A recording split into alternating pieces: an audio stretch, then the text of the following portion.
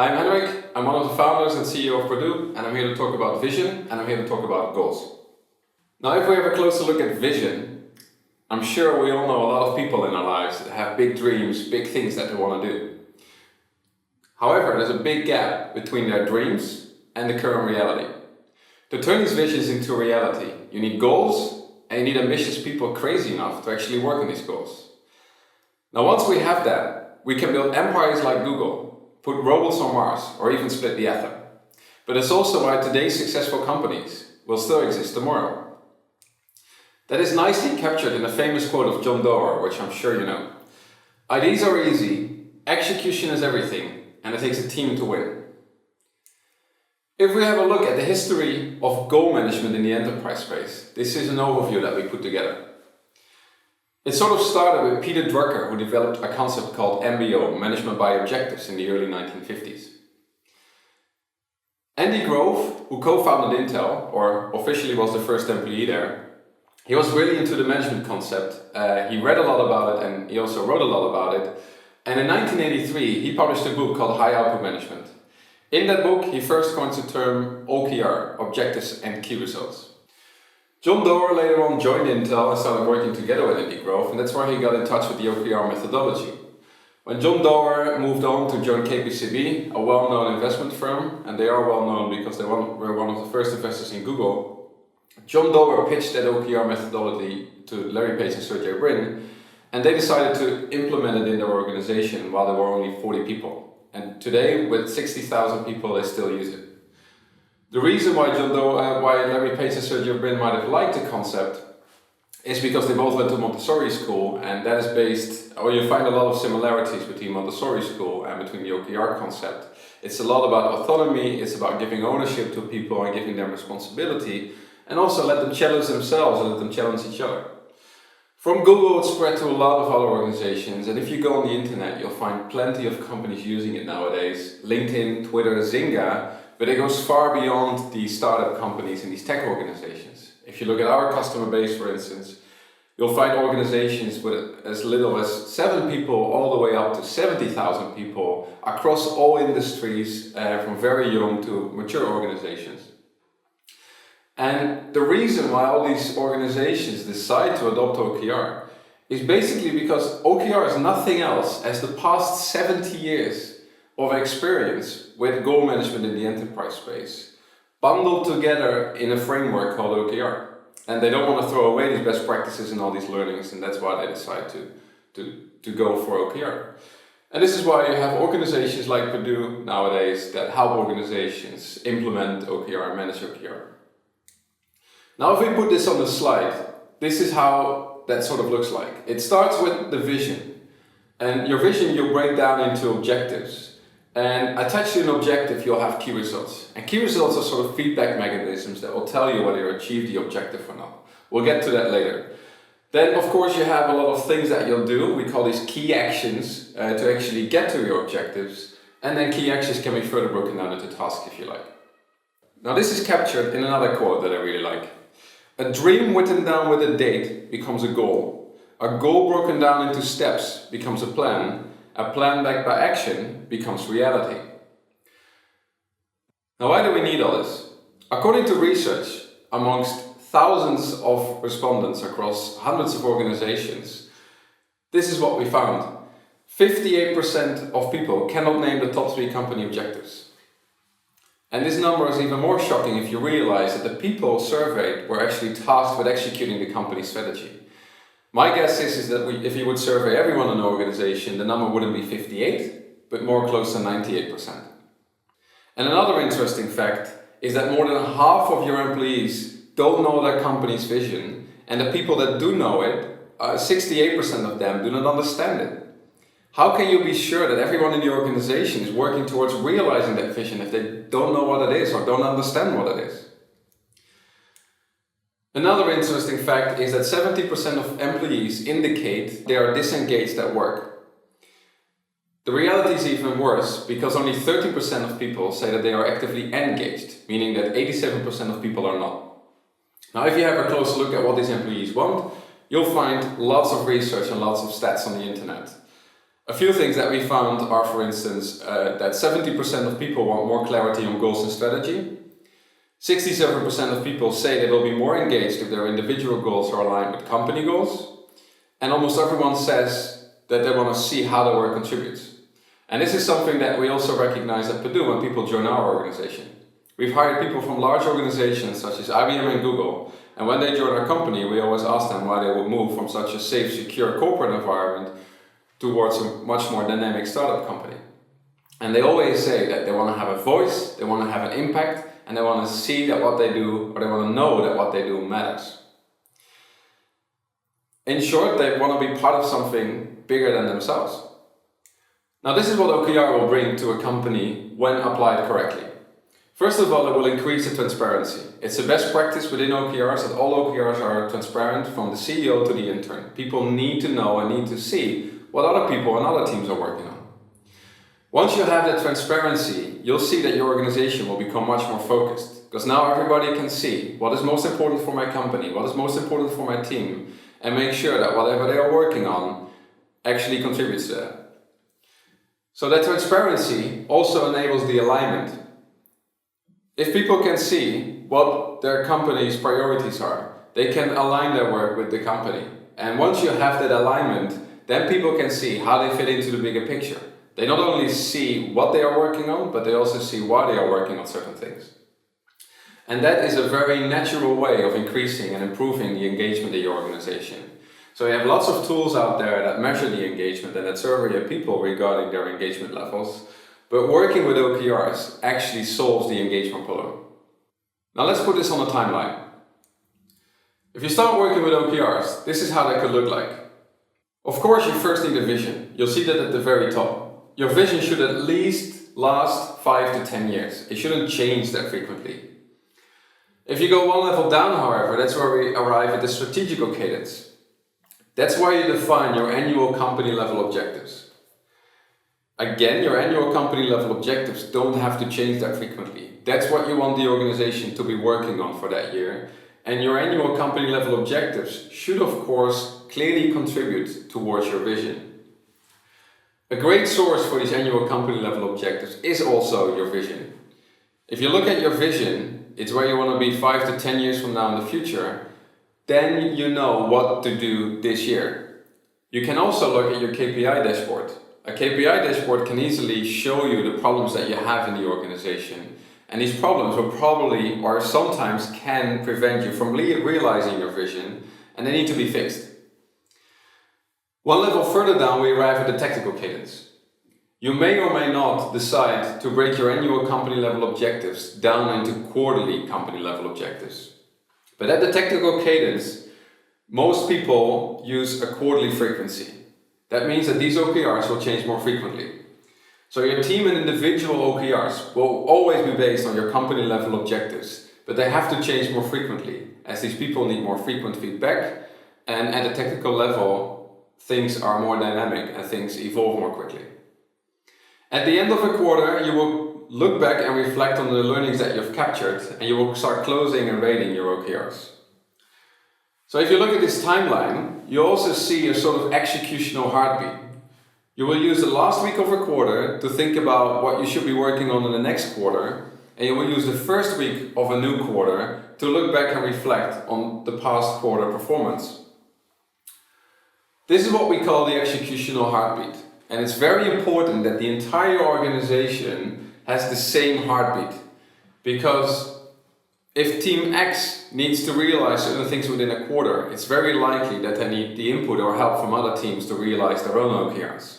So having the same heartbeat throughout the organization allows you to much better coordinate all the work, and it allows different teams and different people to make sure that they can also provide help to the other teams that need their input. To set your OKRs, you need to answer 3 questions. The first question is, where do you need to go? That's what your objective will be. It's directional, it's a destination. Where do you want to go? The second question is, how will you know you're getting there? That's what your key results will be. It's a sort of GPS device, and as I said, it will provide constant feedback that will tell you whether you're getting closer to your destination or not. The third question is what will you do to get there? That's what we call key actions. Important things that you will be doing to actually get towards your objective. Now these questions are important and almost everyone in your organization will ask themselves these questions. That's the benefit of OKR. It's a very simple framework to work with and everybody in your organization can work with that framework. That's different than Agile Scrum, for instance, which is often only used by the tech people in your company. OKRs can be used by anyone, and that means that you will unite your entire organization behind your company's vision. Now, even though OKRs is easy, setting OKRs can sometimes be difficult, and it's more complicated for one department versus the other. You'll have to see it as learning how to ride a bike, for instance. In the beginning, it might feel natural, but you will quickly learn and you will quickly improve, and at some point you don't know better, it becomes very natural, it becomes part of you. We are convinced that OKRs will not only benefit you in your work life, but also in your private lives. The list that you'll see on the screen right now is a joint effort of the work between us and our customers. These are the criteria that we came up with that should help you recognize whether something is an objective, a key result, or a key action. What you'll see on the list, for instance, is that your objective answers the question, where do you need to go, as I just said. It should be derived from your company's vision. It should be directional and you can have maximum 3 or 4 per time frame. If you have more objectives, you're probably not able to focus. An objective can also not contain a metric and it should be inspirational, just as your vision. It should inspire the people working on it. A key result, however, answers the question, how will you know you're getting there? And that's different than a key action. And that's where we see a lot of people making mistakes. A key action answers the question, what will you do to get there? If we compare these two, then this is a list that should help you understand how they differ. A key result is a feedback mechanism for achieving your objective. And the metaphor we use for that is a GPS device. A GPS device will constantly give you the feedback whether you are moving closer towards your target or not. A key action, however, is something that you will do to achieve your objective. It's necessary to achieve your objective. Now, both a key result and a key action should be ambitious. A great rule of thumb here is that getting to 70% of your target should already be a very impressive result. We highly recommend you to have at least 1 key result and maximum 4, but we also know that sometimes it will be impossible for you to come up with a key result. Therefore, you need to have at least always 1 key action. And we'll explain that with a metaphor later. But if you don't do anything to get towards your objective, you won't get there. So you can have great objective and you can have great key results for that objective, but without backing that by action, you won't move anywhere. Now, a key result should always contain a metric, and a key action can be Boolean or a metric. And by Boolean, I mean you either achieved it or you didn't achieve it. It's yes or no, 0% or 100%. Where a key result is a measurement of success, a key action is something that is key to achieving success. A key result is an outcome to achieve, where a key action is a state to achieve. A key result is something that is outside your circle of influence, whereas a key action is something that is inside your circle of influence. And what I mean by that is that if you're, for instance, responsible for customer satisfaction, or if you want to improve customer satisfaction, which will be an objective, a key result for that could be to increase your NPS score from 60 to 80. Now, people will be doing things in the organization to increase that NPS score, but no one can be held directly responsible for increasing that score, because you cannot enforce your customers to be happy. And this is a great element of OKRs. People will be doing things to improve customer satisfaction, and through OKRs, they will get the feedback on whether their actions have had the desired effect or not. We also call a key result a KPI with a target, and a key action could be compared with a milestone. It's not a task, it's not a to-do, it's a key action that you will perform. A key result will integrate with tracking software, and a key action will integrate with productivity software. Now let's use a simple metaphor to explain all this. Imagine you're in London and you need to go to New York. New York would be your objective. You decide to buy a yacht, which will be a key action, and you decide to sail west for 8 days, which will be another key action. Now, both these actions will definitely get you closer to your objective. However, on that vast ocean, without a GPS device, you can easily lose orientation. So it will be almost impossible for you to know whether you will arrive exactly at New York. So you need key results. Now, in that GPS device, you cannot enter a destination like New York. Instead, you need coordinates. These coordinates are exactly what your key results are.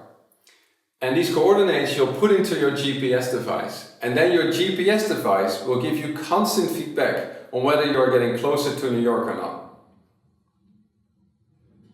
So an objective without key results will have this result. You will arrive in the United States, but there's a wide range where you can exactly arrive. However, an objective without actions won't get you anywhere. If you are in London and you need to go to New York and there's nothing that you'll be doing, you'll remain in London. You can have a great objective, you can have awesome key results, but without backing that by action, nothing will happen. An objective with key results and key actions will have this result. You'll start in London, you'll buy a yacht, you'll sail west for 8 days, and your GPS device will keep you on course. Now let's look at a slide that we've seen before and put some OKRs in there. At Perdoo, our vision could, for instance, be to become the global #1 OKR tool. One of the objectives that we could have for this year is, for instance, to enter the US market. How will we know we entered the US market? Well, for instance, if we have 1 million in revenues from the US. Other objectives on a quarterly cadence could be then to open a local office and to increase brand awareness in the US. Now, how will we know we increase brand awareness? Well, if we increased our brand awareness score based on research from 5 to 8. Key actions that we will do to increase our brand awareness could be, for instance, to sponsor 3 major local sport events and to launch a TV spot on the top 5 channels. Now, we've also looked at how successful companies set goals, and this is what we found. First of all, they involve everyone, from the intern to the CEO. That doesn't mean that everyone will also have their own OKRs or their own actions that they will be working on. Important is that everybody becomes aware of what is most important for the organization, what is my organization's vision. And once they know that, once they know what other teams and other people are working on, then they can have their own contributions to actually make that happen. It's really important to involve everyone in OKR. Another thing is that OKR should be connected. And by connected, we mean OKR should be transparent and OKR should be aligned with the top company goals. Another reason why the transparency is so important is a thing that Professor Amibil from Harvard Business School found.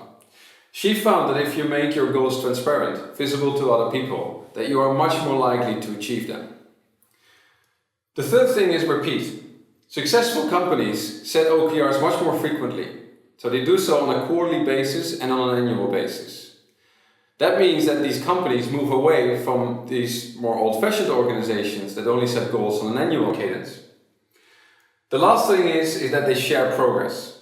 This is another thing that Professor Amibil from Harvard Business School found. If you share progress, that's when you're more likely to attain a goal. She even found a direct connection between how frequent you update progress and how likely you are to achieve that goal. So the more frequent you update progress, the more likely you will achieve that goal. She calls it the progress principle, and you can read more on progressprinciple.com. That's it for now. Thank you for watching. We've been under the radar for a while, but in the past 2 years, we've worked with over 200 customers all over the world, across all industries, from very small to very large organizations. Together with everyone who wants to be involved, we want to help shape the future of work and solve these huge problems within organizations. If you want to help us build tomorrow workplaces, we would love to hear from you. Follow us on YouTube, Facebook, Twitter and Instagram, and you also find us on blog.perdoo.com. We would love to hear from you.